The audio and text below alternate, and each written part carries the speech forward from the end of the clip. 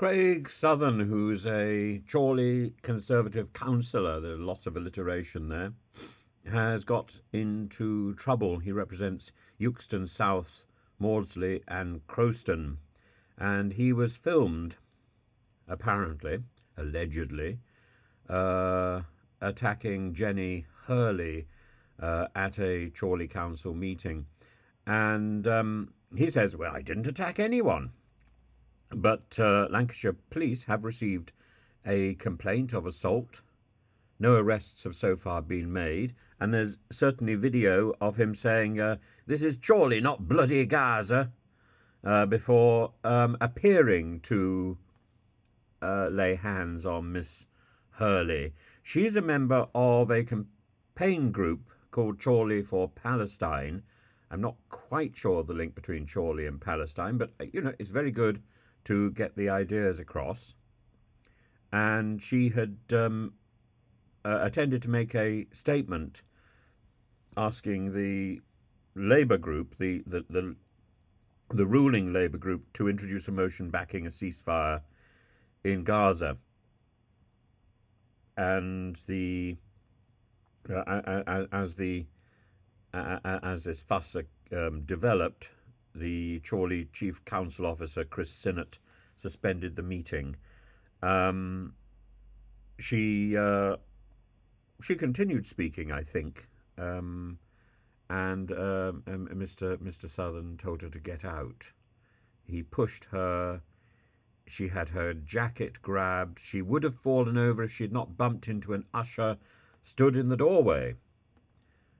It was appalling, she said. There was absolutely no need for it. It was just a peaceful protest. The meeting would have just been suspended and held up for a short while. Mr. Southern said he felt threatened by the protest, and I feared for the safety of others. I was in fact protecting myself and others from the threatening and anti-democratic bullies who did all they could to try and disrupt the meeting to get their way over an issue that has absolutely nothing to do with Chorley Council. I will happily cooperate with any further investigation. The Labour councillor Alistair Bradley, the leader of Chorley Council, has said, we absolutely support and promote free speech of all in our community, along with peaceful demonstrations and protest. He said that the Chorley for Palestine group had been welcomed in the past, provided that they adhered to the rules regarding public appearance. So the problem, I think, here is that with the leadership projected by people like Lee Anderson, I think it was a grave mistake of Rishi Sunak to promote Lee Anderson to be vice chair of the Conservative Party. Why? Because he's a thug. Because he doesn't project the thoughtful image of reasoned debate, which is what is needed in these trying times. These trying times, what we don't need is more hot-headed thuggery. And that seems to be, and defiance, and that seems to be the sort of values that Mr. Anderson endorses. So we shouldn't be surprised as a Chorley councillor who gets into trouble for copying exactly what he sees in Westminster. Maybe Lee Anderson hasn't actually physically assaulted somebody. But, this idea of free speech and debate is something that constantly needs checks and encouragement.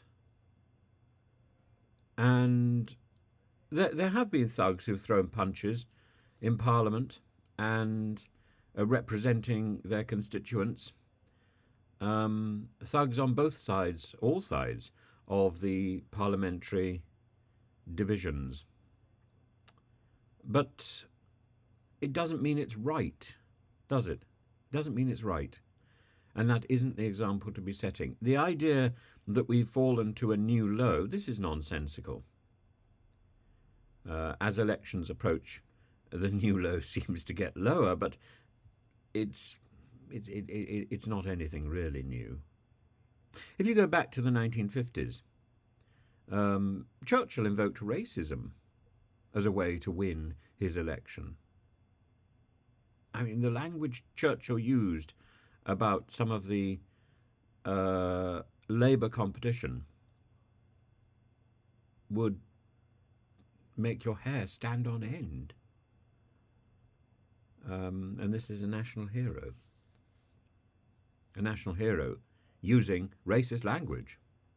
I don't intend even to repeat it or suggest what it was, because it would transgress all the rules of YouTube and it would offend me. But, Churchill is on record. Politicians, when their backs up against the wall, don't behave well. So it's our job to encourage them to set a standard and to hold that standard. But when the people in Westminster are behaving badly, you shouldn't be surprised that the local councils behave badly as well.